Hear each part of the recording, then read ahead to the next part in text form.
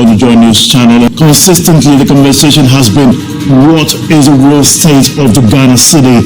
Just recently, the president himself was analyzing and projected a 5% per annum depreciation of the currency. Already, the currency was attained as the best performing currency in 20. Hi, great people of Ghana. It's your Nigerian gold pleasure, always bringing you political news in our channel, Ghanatube. Following the recent trending news in Ghana, which we have always been here to actually bring you all this news your way.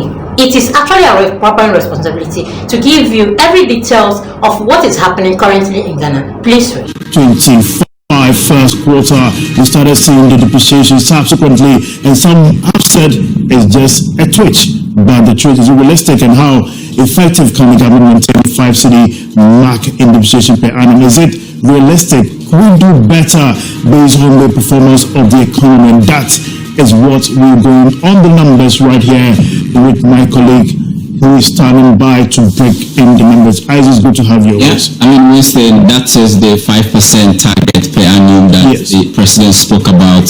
And in fact, we've been trying to get some of this, forward-looking statement. And when the president met the media or the press, he said that, well, we've seen or we've gone through months or days of appreciation now. We've had some blip in terms of depreciation, but he believes that their target is around 5% depreciation per annum. And we know the history of the city over the last 3 or 4 years. The average annual depreciation has been around 15 to 20%. In certain years, it has actually gone overboard in terms of depreciating more than 20% in a fiscal year.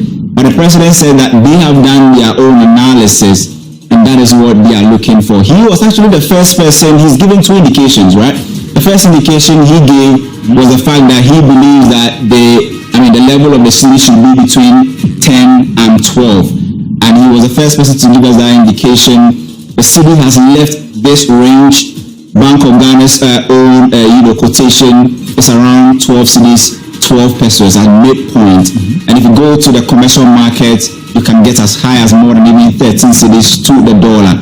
But he has spoken again, and he says that, well, in spite of all of this roller coaster, we are aware of the situation. We've been analyzing, and for the data we are looking at, this is our target for the year, Winston.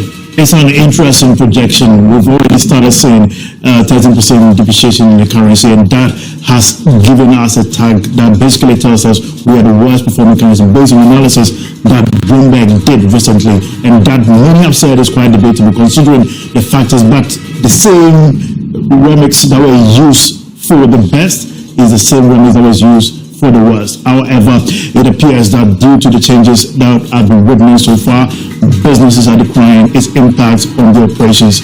Initially, when the city started appreciating, the first thing we had to assess, which we made a report, subsequently has to do with its impact on our debt stock, which reduced by over 10% and giving us a positive outlook. Subsequently, we saw the rating agencies coming through because we were able to fulfill our debt obligations subsequently, and these gave a positive outlook and sometimes give us a very positive rating in terms of how the international community looks at us. And that gave a signal to the president where he started going around countries trying to negotiate for investment into the country. So he had a very good back home domestic outlook, and therefore selling it was quite viable. But we in the market analyzing the numbers tells us that indeed, although we've seen some positive indication in the first quarter, recently the release of the GDP figures for the second quarter tells us that those potholes, those fundamentals that were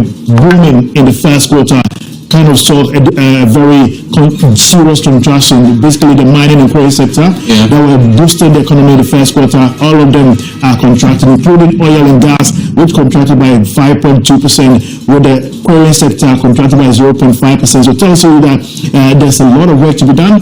The gold was a very viable conversation in the first quarter that is supposed to boost the outlook, especially looking at the current gold prices on the international market, projected to hit about 5,000 in 2026. So these are key optimistic projections that the government had hopes on. But still, the fundamentals and the policy structures from the central bank with the monetary policy adjustment, all of them gave us some kind of skepticism that has to do with where we're supposed to be in the latter part of this year. You remember that famous statement from the former President Akufo-Addo, who says that Sika MPDD, right? And it's the same thing with the CD.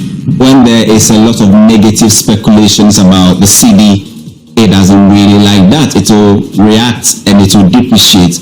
The same way, if it has positive sentiments around it, that's the same way it will react. This is a president who, finds nothing wrong with talking about depreciation targets and exchange rates. He's very open.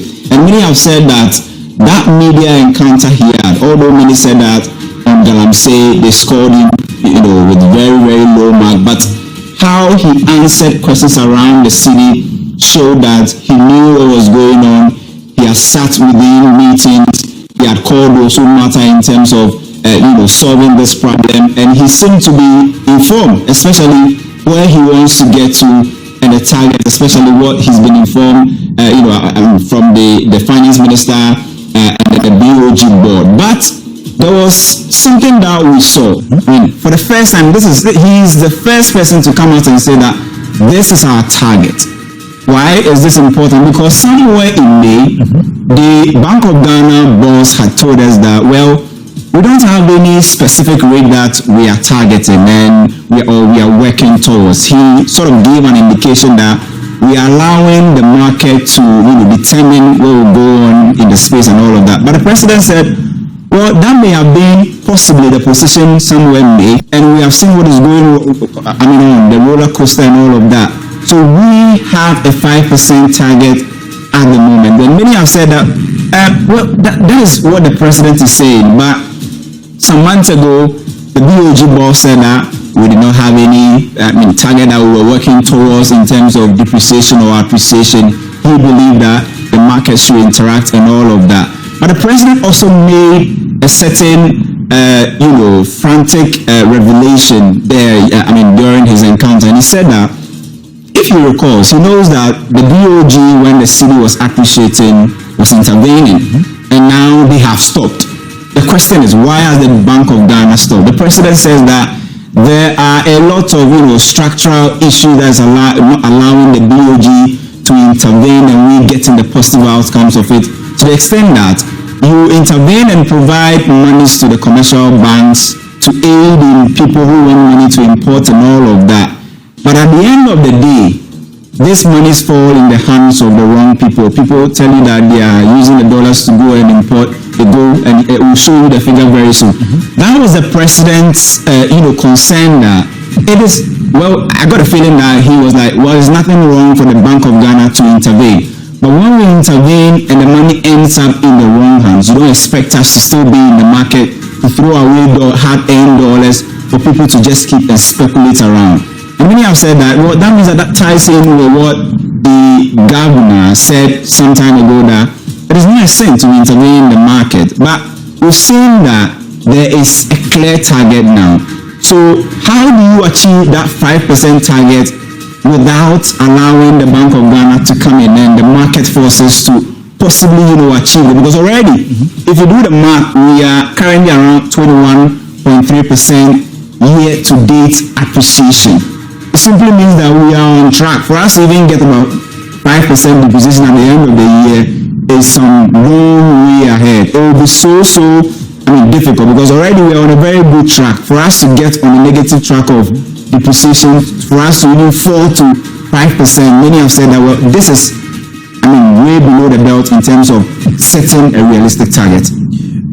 For the first time in a long time, we've seen the vociferous nature of the central bank consistently killing speculations with narratives that align with the objectives, and that has been what has been reflected since the first Monetary Policy Committee meeting, that possibly the sentiment and the reflection of the economy were placed in the open for us to understand. And we've seen the governor always on each platform that he had lamenting and putting out that indeed it is time for us to enforce some policy measures, including the outlook of the forex, how dollarization has become a key impediment to most of the policy stance of the central bank, and that was what has been going on. He said that indeed you can't be selling goods, pricing goods in dollars, because he named the real estate sector and some key sectors that have consistently been doing the same, including hotels and other sectors that are thriving based on the exchange rate modalities. And this has been going on for quite some time. And one very key development that has been happening behind the scenes is the operation to the black market systems. We know the governor auctions most of the auction periods for dollars. The oil sector needs dollars to ensure they're able to import crude into the country to sell to the OMCs. We understand these operations are critical to ensure consistent supply of these critical necessities for economic to run smoothly. But there are instances where most black market operators buy or get access, or some of these FX find their hands into the black market, and these black market operators basically sell them outside the shores of Ghana to make profit due to forex differential because of the lack of access to information that has to do with where the dollar is going to end. So most people count on the falling dollar, depreciating dollar, to ensure they can make ample profit. But nonetheless, these are market dynamics that fall into place. Although we can have a policy, but still there are people who find their ways around. Well, once the meaning you said that, 5% depreciation target, that would mean that where we began the year, which was I think somewhere around 14 to 70 pesos. For us to even get that 5% depreciation rate, if everything goes wrong, it means that the cedi must depreciate to about 15 cedis, 20 pesos, or 15 cedis, 30 pesos, or 10 pesos. And many are asking, if that is the target, I mean, if all things go wrong, then we find ourselves in a very difficult position. That is the target of the president, saying that the whole year we shouldn't see the cedi depreciating by that percent. If you look at this graph, it tells you how easy it is to achieve this target, because already you have 5.34% depreciation in the first, appreciation in the second quarter. Then this is the third quarter, which is giving government a lot of headache, where depreciation has been around 14.77 per the latest data we are getting. If you sum all of this, already you are more than 20%, you are into a net appreciation of, let's say, about 20% or 21%. You do the math in terms of adding commercial rates and all of that, that's about 30%, or in between 20 and 30%. This is the last quarter left, right? For us to maybe, the worst case scenario, get that 5% depreciation, it means that the cedi must move by the end of the year to somewhere around 15 cedis, 20 pesos for us to possibly have that kind of depreciation. It simply means that by the end of the year, it is likely that we will have an appreciation or a cumulative appreciation instead of a cumulative depreciation. Absolutely, and I like the way you put it, that certainly these are numbers that tell the story. And basically we understand that the government has decided to embark on a big push. We saw the recent launch of the 24-hour economic policy. Just today, there was a strategic meeting concerning the 24-hour policy with the central bank, with the government, and also key players that are going to look at how it's going to enforce. And that is critical because monies, we need more FX to push into those sectors. We understand that the 24-hour economy, most of the optimism of that policy, a big push, is going to come from the oil sector. And that is one thing the president made mention of, that in terms of budgeting, the funding is seriously going to come from that sector. And if we are looking at how the sector has contracted, with little investment that has come in over the last 5 years, and this, the conversation about ownership in some of the key mining sectors, and conversation about the reduced investment in some of the key mining sectors, and all these conversations, the external markets are looking at this, investors are looking at this, and they are measuring the sentiment. And I've had conversation with key investors saying that although the government is trying to put sectors in place, if you look at both Cote d'Ivoire, Togo, Burkina Faso, if you look at the dynamics of investment, people will probably choose other countries because of how unpredictable the nature of the economy has been. And these are key issues that nations are looking at. But I believe if we go into the last quarter of this year, there is certainly going to be seasonal changes. FX to diaspora will come through. They are also looking at the big burgers who come in town December. That's a lifeline moment, right? Exactly. And most of the trade investment are going to happen between now and the last month of next month. And these are going to tell you how much is going to be in the economy before the first quarter. And mostly the first quarter of the year, trade deals are going to manifest. All of them conclude between November, December. But serious business happens in the first quarter, and that was reflective in the depreciation we experienced in the first quarter of this year. And if you look at the numbers seasonally, it doesn't really change, and these are good reflection because then there isn't much transaction going on. But now we are going to be testing these numbers based on the outcome of most of the government's policy, which certainly may go either positive or negative going forward. Well, talking about government policy, remember when President Akufo-Addo was like, there will be no haircuts, but there was haircuts, right? Making that statement, a lot of foreign investors lost confidence in the Ghanaian economy because that was the first gentleman of the land. He gave them a very big assurance that there will be no haircut, and there was haircut. Here lies the case. The first gentleman of the land who has access to all level of data and advisory and intelligence and all of that. He said, I have spoken to the finance minister, the Bank of Ghana governor, and they have told me that the Cedis natural level is between 10 and 12. That is a very defined range that the president gave. Now the Cedi has left that range. Do you think that this kind of assurance that the president gave, or that information he gave out and what is currently happening, will have any form of impact in terms of, people are going to speculate around and say, well, that was what the president said. He was very confident about it. He has spoken to his finance minister and his central bank government. They are giving him that range. But now it looks like things are not really going on well because imports are increasing and all of that. Do you think that investors who definitely watch this show will have some form of doubt in terms of how the control we have in terms of how much goes into the market to actually support our forex, and the fact that mainly the Bank of Ghana has stepped back simply because there's a certain headmaster behind the scene, which is the IMF, saying that, well, we don't agree with your footprint in the market. Allow the market to interact with itself. Allow natural level to be achieved. Do you think that this is a clear indication that we have lost possibly maybe a sovereign control of what we want to do in terms of our exchange rate market, and maybe currently we are doing the bidding of development partners who possibly are in our country to do assessment, and at the end of the day we'll get disbursement?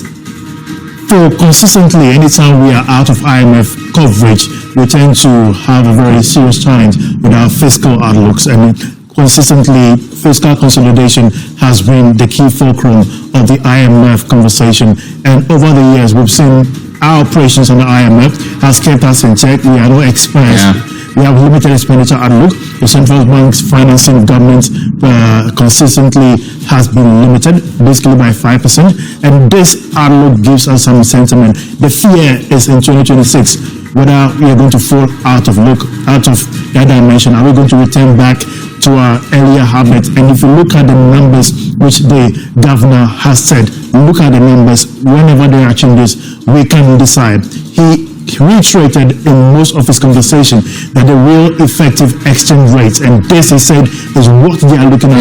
That's what they look at. Yeah, that's what they look at, exactly. And this will tell how the market will react. And certainly, the market is reacting differently. If you look at the data released by Cedis service, it tells you that if you look at the services sector, which increased by 9.9% in terms of growth in the second quarter of 2025. It tells you that the key sector that grew in the service sector was the financial sector, insurance sector, and these sectors, you can see, are not sectors that basically are into trade, and basically they are sectors that focus on multiply effect of funding or investment that are key. But the agri sector experiences a marginal growth, and these sectors that are supposed to reflect in the life and savings of individuals are not seeing much growth. Right now, everyone is looking for opportunity to where to hide or multiply their investment.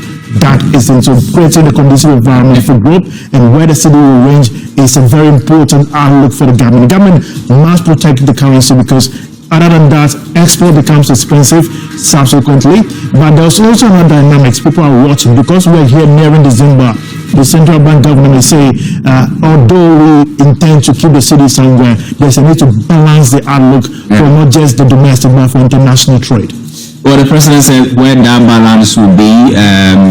He's not so sure where it will be, but he said, I'm not the central bank governor. Yes. But definitely we know that Dr. Siama is also looking at it because he will be a bit worried at the moment because there's a lot of pressure from importers who are saying that, well, we leave our monies with the central bank. It takes a long time before some of us will get the dollars. Some will even send in the request, they might not get the dollars and all of that. But the president said something that for me is very important, which is the fact that he said they've done some analysis within the last 4 years and about $42 billion left the country to bring in goods as import. This money's left the shores of Ghana, but it never returns. Such loopholes to the extent that it makes it so difficult for Bank of Ghana to strategically intervene because it looks like Bank of Ghana has the money to intervene at the moment because this inflow from gold board, remittances, gold, for instance, cocoa, for instance, we learned there is a 4 billion waiting for us in terms of forward sales and all of that. All this money is coming in. World Bank has brought in $360 million. We are nearing another IMF change and all of that. It simply tells you that even if you look at our international reserve position, very good, very, very positive. But at the moment, Bank of Ghana is tied. Their hands are tied because you can intervene, all right, but you are not so sure that this money will land in the hands of the right people who will use it to drive growth, but not to speculate. That has been the problem of the Bank of Ghana, where, for me, this figure is very, very big. $42 billion. That's according to the president, that he left the country to bring in goods. These monies have gone. Nobody can trace them. Nobody knows when that corresponding import will come. But that money has left. And in fact, if we do the projection, Winston, we say that already in the first half of the year, our import bill has exceeded $8 billion, and our projection is that by the end of the year, we could hit some $16 billion. And the Bloomberg report also cited the fact that the current increase in imports is rather, it's posing a lot of challenge to the cedi. And the president said that, well, when the cedi reached its best level at $1 to 10.25%, everybody was rushing to import because import became cheaper. How do we balance this? And in fact, how is this even going to pose as a big burden? Especially, I'm looking at the first quarter where sometimes things are a bit dry in terms of, the fiscal nature. Huge investment in domestic industrialization.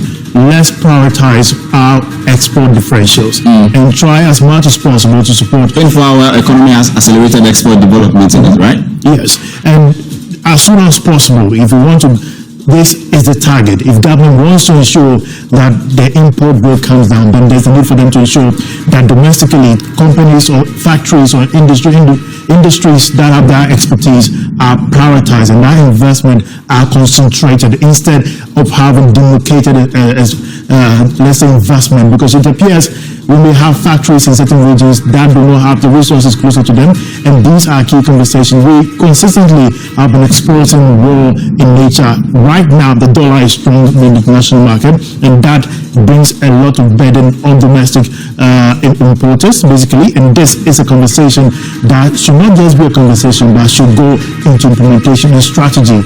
Right people at the right place and the right policy with the right time. And that, yes. Also, the Bank of Ghana says that it's not a sin to intervene, but at the moment, because of the loopholes in our economy, it's becoming so difficult for the Bank of Ghana to intervene. But per what we have looked at, it is realistic to actually achieve that 5% target that the president has set, because already we are in big appreciation in terms of if we net the two. We are, studying the numbers to see what will happen at the end of the year. But so far, that is the projection of the president. This has been Beyond the Numbers with me, Isaac Ofieje, and Austin Takeshi. Please do it to like, comment, and follow. Put your notification bell so you get all our news one by one.